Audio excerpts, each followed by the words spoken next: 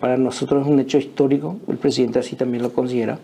Estamos hablando de un asentamiento que lleva más de 70 años, ¿verdad? Y que tuvo una historia complicada, compleja.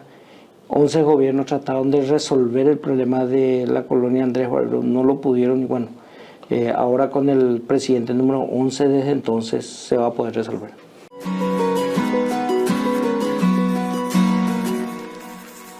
Presidente, tenemos nueva fecha para la entrega de títulos a los colonos de San Pedro, específicamente de Barbero Cue. Como todos habrán visto, una vez que le comunicamos al presidente que ya estaban los títulos de propiedad para los colonos de Andrés Barbero, el presidente justo también tenía un viaje al exterior, que por cierto es un viaje muy positivo porque inversiones finlandesas son las de mayor, los montos más altos en toda la historia de la inversión en Paraguay. Estamos hablando de una empresa de origen finlandesa, es la que se está instalando en Paraguay, son 4.000 millones de dólares, es la más alta en toda la historia de nuestro país, ¿verdad? Pero el presidente tenía que ir a visitar Finlandia justamente para, digamos, las cuestiones vinculadas a la inversión.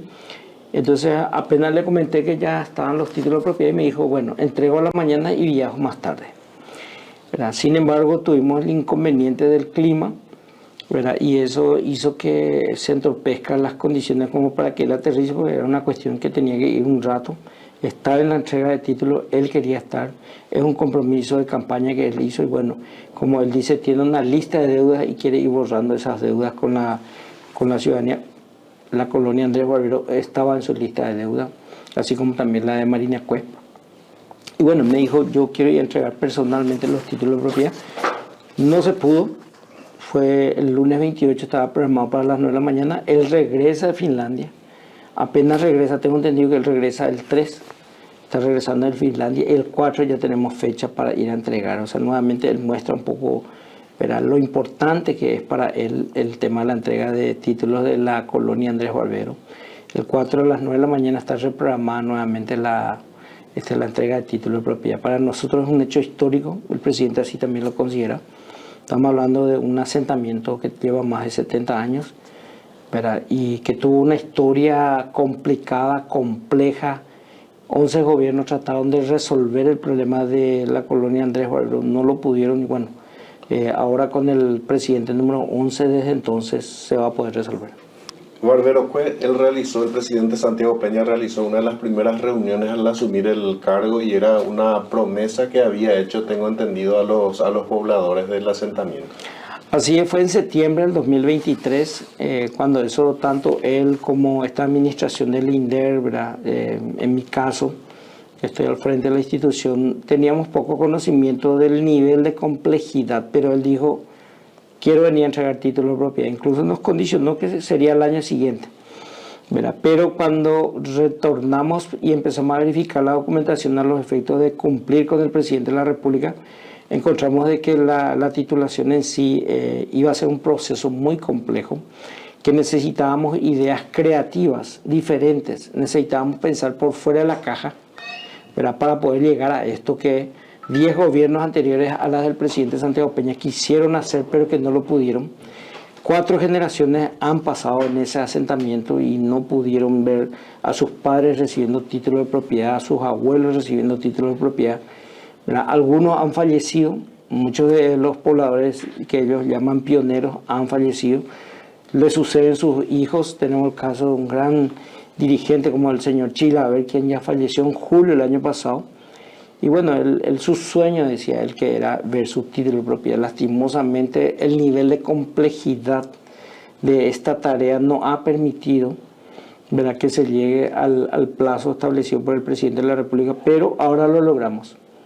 No cumplimos a los 1 año, pero estamos cumpliendo antes del 2.º año de mandato y ya tenemos los títulos de propiedad para entregarle a los pobladores de Barbero, de la colonia Andrés Barbero.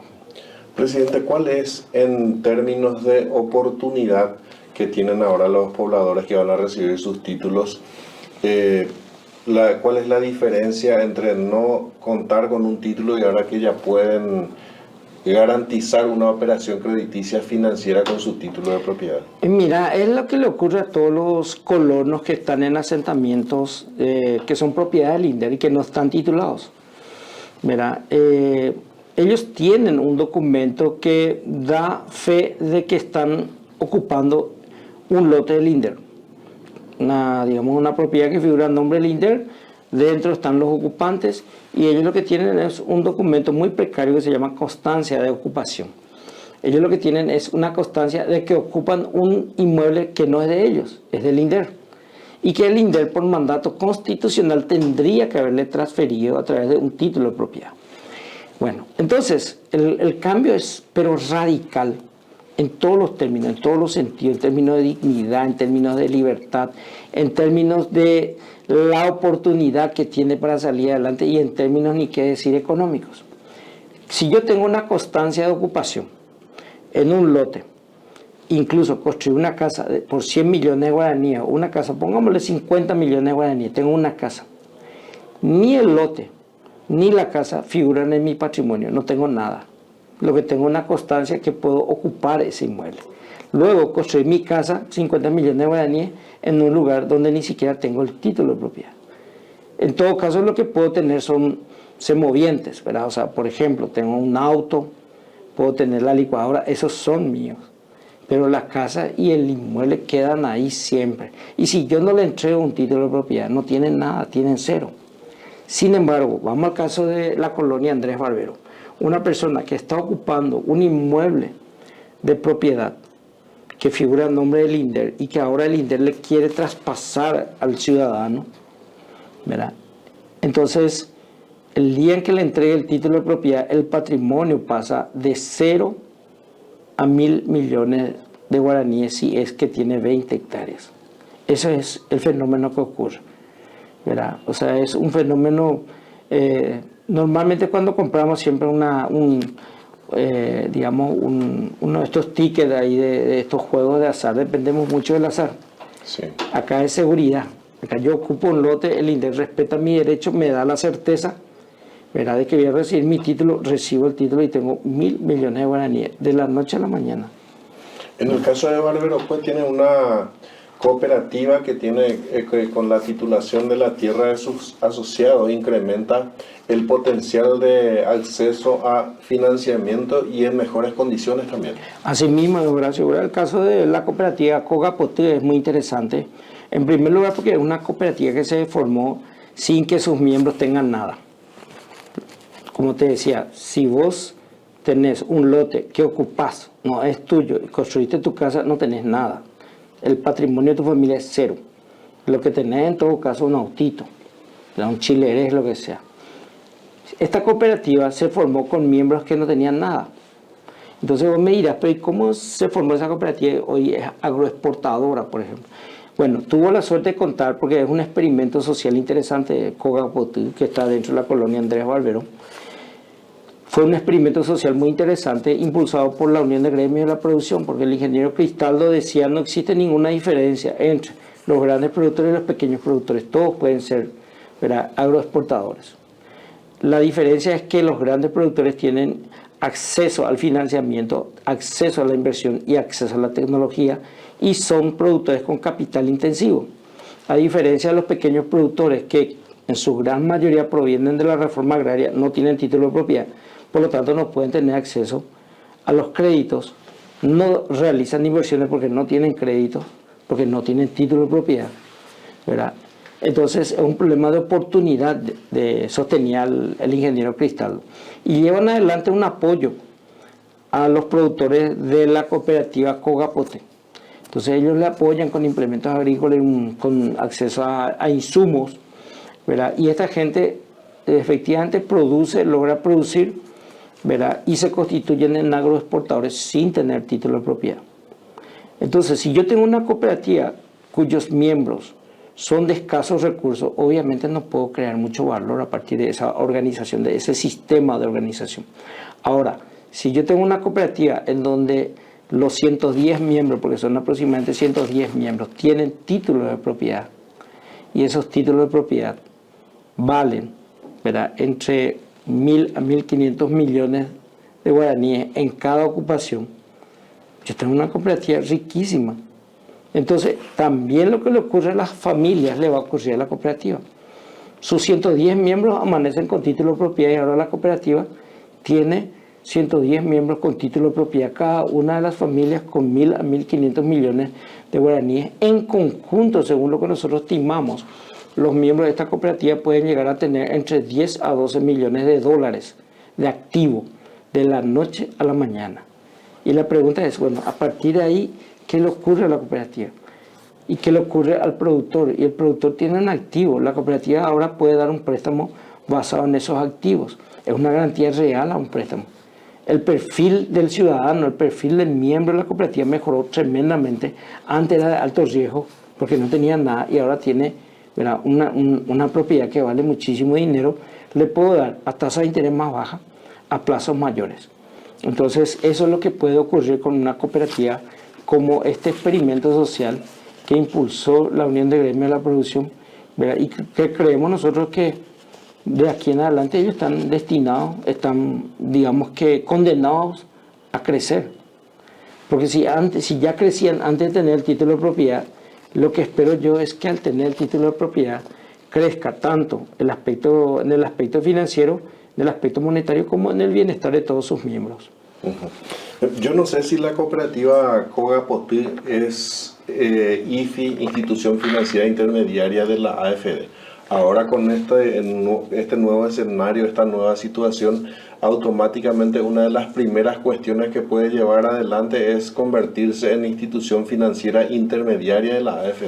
Asimismo, Horacio, puede pasar a ser AAA y al ser AAA, obviamente inscribirse a la AFD para recibir, digamos, productos de apalancamiento de la AFD. O sea, por ejemplo, hoy día la cooperativa no puede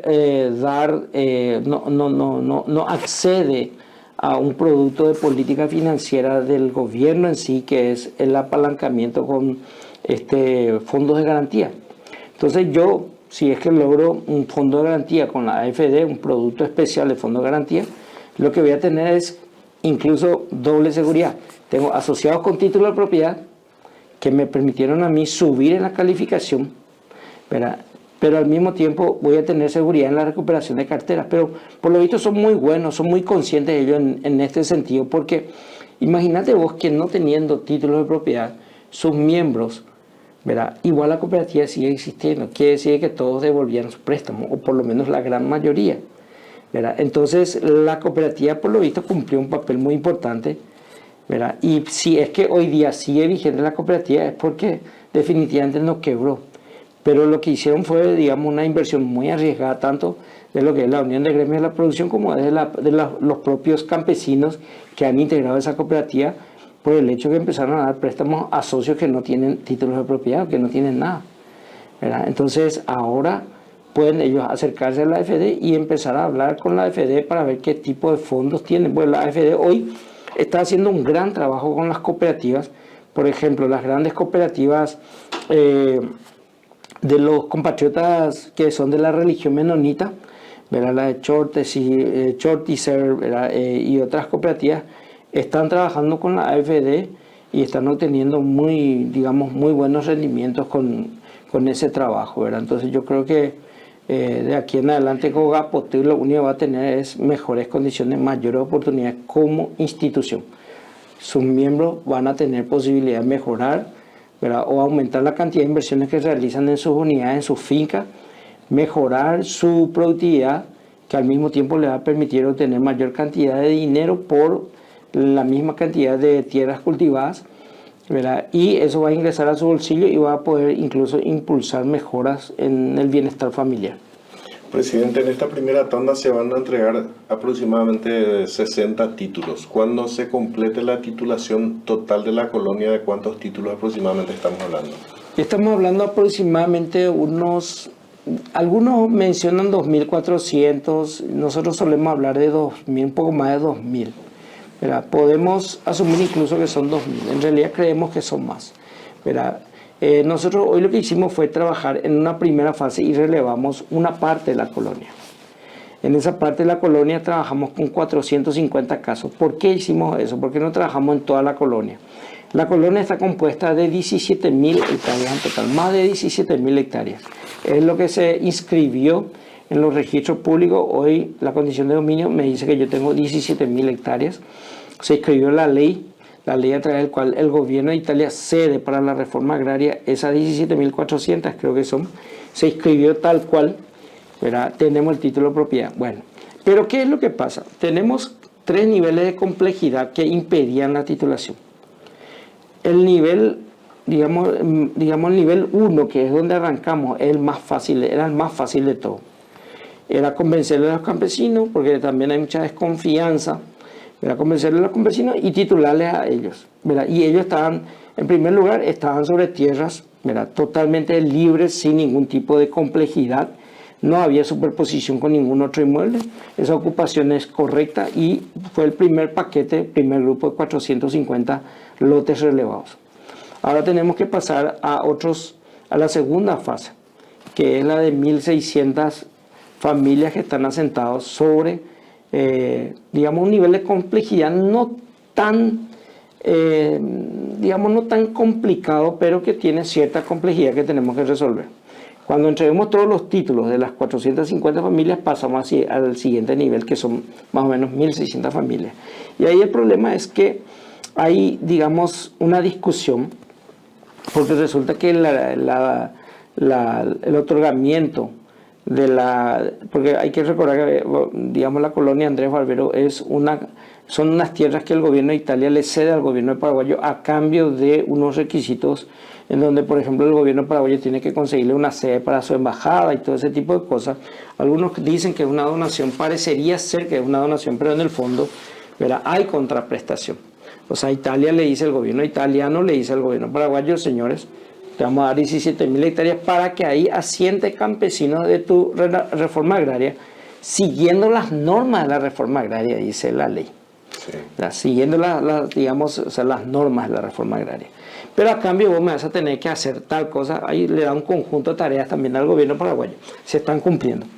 Pero bueno, entonces, ¿qué es lo que pasó? En esta primera fase no había problema. Todos los atributos de la ocupación se ajustaban a la ley de la reforma agraria, tal cual lo que dice el tratado internacional, ¿verdad? Porque es un tratado internacional. La colonia Andrés Barbero se basa en un tratado internacional que está por encima de las leyes nacionales.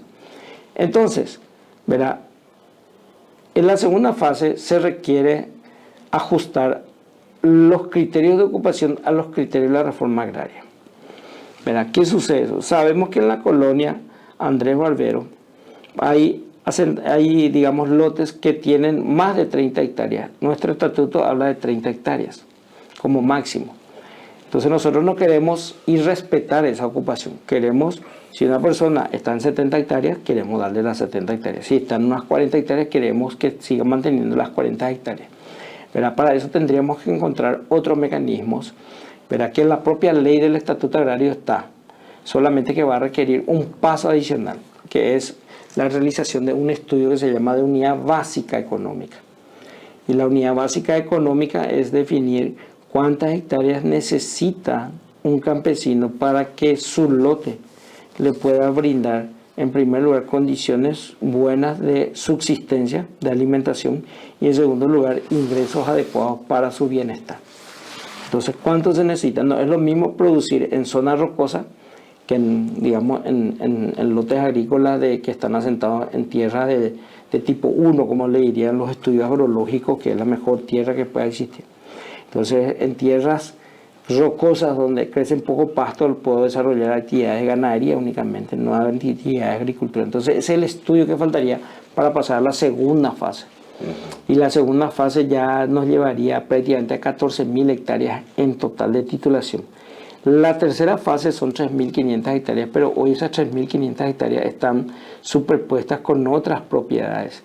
Y ahí se requeriría trabajos judiciales, ¿verdad? Que hoy día, de hecho, hay una situación de conflicto ahí. Nosotros no renunciamos a las 3.500 hectáreas, pero hay medidas de no innovar por parte, de los propietarios de inmuebles que tienen superposición con nuestras colonias.